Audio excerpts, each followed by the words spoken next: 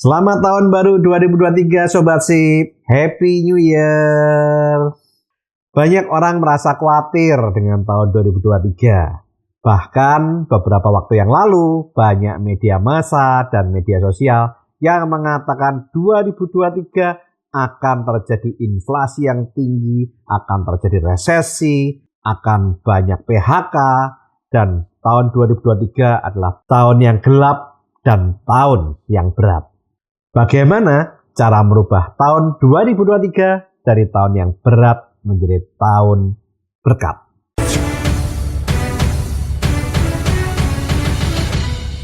Saat ini banyak dari kita yang memiliki beban pikiran karena khawatir dengan isu resesi global, pelambatan ekonomi, inflasi tinggi, dan ancaman PHK yang ramai diberitakan baik di media massa maupun media sosial. Belum lagi beban pikiran pribadi, beban keluarga, beban pekerjaan, beban utang, problem keuangan, atau berbagai beban kehidupan yang lain. Beban ini seperti tas yang saya bawa kemana-mana. Dan tas ini sangat berat. Kenapa tas ini berat? Karena dalam tas ini ada beban. Yang saya umpamakan seperti barbel. Yang selalu kita bawa dan menghambat kita untuk melakukan aktivitas, sehingga kita tidak bisa melihat peluang dan melakukan terobosan-terobosan kehidupan. Sehingga banyak orang mengatakan tahun 2023 tahun yang gelap dan tahun yang berat. Bagaimana cara merubah tahun 2023 dari tahun berat menjadi tahun berkat? Caranya, kita bisa menyisipkan dan melakukan huruf K di antara huruf R dan huruf A di kata berat, sehingga tahun 2023 berubah dari tahun berat menjadi tahun berkat.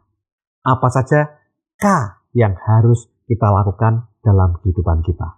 K yang pertama, kurangi barbel atau beban kehidupan Anda. Saat Anda mengurangi dan melepaskan barbel kehidupan Anda, akan membuat hidup Anda menjadi ringan, wawasan Anda lebih terbuka. Pikiran Anda akan lebih bisa melihat kesempatan dan peluang di sekeliling Anda. K yang kedua, kesempatan atau peluang itu diraih atau diciptakan, bukan ditunggu. Sebenarnya banyak peluang atau kesempatan yang ada di sekeliling kita, tapi seringkali kita pasif dan tidak peka. Ada pepatah yang mengatakan lebih baik duduk daripada tidur. Lebih baik berdiri daripada duduk. Lebih baik berjalan daripada berdiri. Artinya adalah dalam hidup ini kita harus punya pola pikir positif, peka, dan proaktif. Kita yang harus meraih atau bahkan menciptakan peluang, bukan duduk berdiam diri menunggu peluang atau kesempatan. Bahkan cukup banyak dari kita yang pada saat peluang datang justru kita memiliki pola pikir yang negatif. Bukannya mengambil peluang, tapi justru melihat peluang itu sebagai hal yang sulit, tidak mungkin, bukan bidang saya tidak berbakat, dan lain-lain. Harusnya saat ada ide atau peluang, kita berpikir, apa yang harus saya pelajari? Kapasitas apa yang harus saya miliki? Apa yang harus saya lakukan agar peluang ini bisa saya maksimalkan? Tidak ada peluang yang mudah, tapi berpikirlah bagaimana caranya. Ada sebuah cerita menarik tentang kesempatan. Maurice Mitchum adalah seorang pemilik toko kecil yang menjual permen dan alat-alat tulis. Maurice Mitchum hidup di era pemerintahan Presiden Theodore Roosevelt. Presiden Theodore Roosevelt memiliki hobi berburu. Suatu hari, Presiden bersama timnya pergi berburu. Ada seekor beruang yang tertangkap dan oleh para pengawalnya diikat agar Presiden dapat dengan mudah menembaknya. Akan tetapi Presiden Theodore Roosevelt tidak mau menembak dan membunuh beruang itu. Kejadian ini menjadi terkenal karena diangkat oleh sebuah surat kabar dalam bentuk kartun. Maurice Mitchum membaca berita tentang Presiden Theodore Roosevelt dan beruang-beruang tersebut.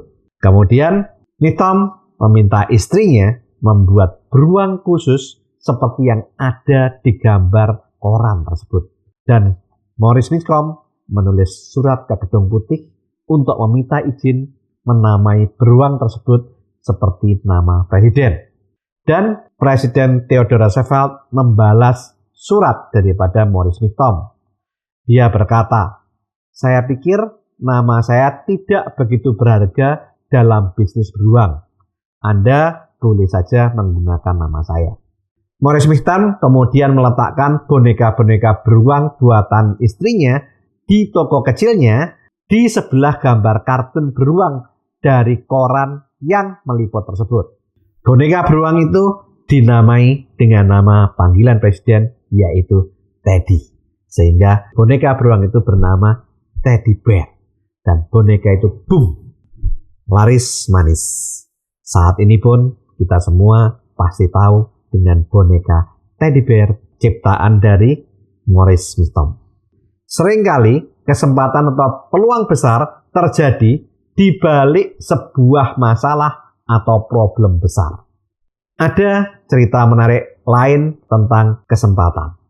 Suatu hari di tahun 1984, Richard Branson berencana terbang dari Puerto Rico menuju Virgin Island. Karena suatu hal, penerbangan tersebut dibatalkan dan penerbangan berikutnya baru ada 3 hari ke depan. Saat itu banyak sekali penumpang yang marah-marah. Richard Branson tidak marah seperti penumpang yang lain. Richard Branson tidak fokus pada masalahnya, tapi Richard Branson fokus pada solusinya. Dan bahkan kejadian tersebut menimbulkan sebuah ide bagi Richard Branson. Richard Branson melihat problem tersebut sebagai sebuah peluang. Richard Branson memutuskan untuk menelpon maskapai penerbangan dan bertanya apakah dia bisa menyewa pesawat. Dan setelah dikabarkan bahwa dia bisa menyewa pesawat, Richard Branson meminjam papan tulis kepada petugas airport dan menulis seperti ini. Virgin Airlines hanya $39 menuju Virgin Island. Dan Richard Branson keluar menemui para penumpang-penumpang yang terlantar dan marah-marah tersebut. Hasilnya, pesawat sewaan Richard Branson penuh dengan penumpang. Ini adalah awal sejarah dari Richard Branson mendirikan perusahaan Virgin Airlines di tahun 1984, di mana saat ini Virgin Airlines menjadi maskapai terbesar kedua di Inggris. Maka dari itu, saat Anda menemui masalah, jangan fokus pada masalahnya, tapi fokus pada solusinya. Dan lihat masalah itu bukan sebagai problem, tapi sebagai sebuah peluang untuk meraih kesuksesan. Lebih detail tentang peluang atau kesempatan, lihat video saya berjudul Cara Mudah Menangkap dan Menciptakan Peluang. Yang ketiga, kerja keras untuk meraih kesuksesan diperlukan action. Jarak antara impian dan kesuksesan itu ada di action atau kerja keras. Anda harus mau meluangkan waktu ekstra atau lebih untuk bisa meraih impian-impian Anda. Banyak orang sukses yang meluangkan waktu lebih dari 12 jam untuk meraih kesuksesan. Orang sukses tidak pernah berhitung dengan jam kerja dan mereka lebih fokus pada impian-impian mereka.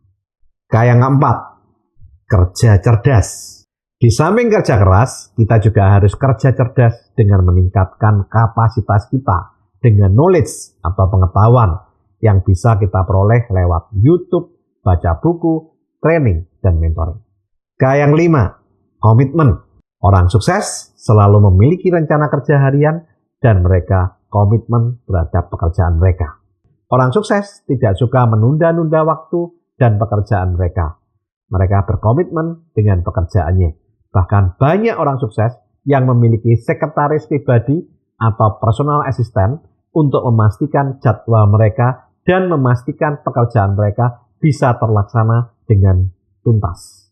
Yang keenam, konsisten dan continue. Orang sukses selalu konsisten dan terus melakukan pekerjaannya. Mereka ulet dan pantang menyerah sampai impiannya tercapai. Yang ketujuh, kolaborasi. Lakukan kolaborasi dengan rekan kerja, dengan atasan, dengan bawahan, atau dengan rekan bisnis untuk meningkatkan kinerja dan peluang yang ada. Dan jangan lupa kolaborasi dan berduetlah dengan Tuhan. Lakukan yang terbaik, tercepat, dan sampai tuntas. Selanjutnya, doakan dan serahkan hasilnya kepada Tuhan. Do the best and let God do the rest. Sisipkan dan lakukan 7K ini di antara huruf R dan A di kata berat agar kita bisa merubah tahun 2023 dari yang katanya orang-orang tahun berat menjadi tahun penuh berkat bagi kita dan keluarga kita.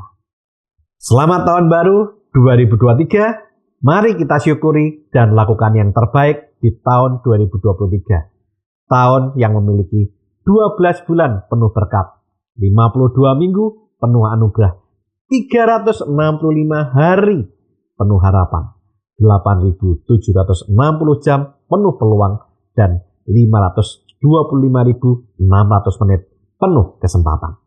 Dan terus lakukan saving, investing, protecting agar hidup kita makin sip. Saya, Tony Hermawan Adikaryo. Sampai jumpa di puncak kemakmuran.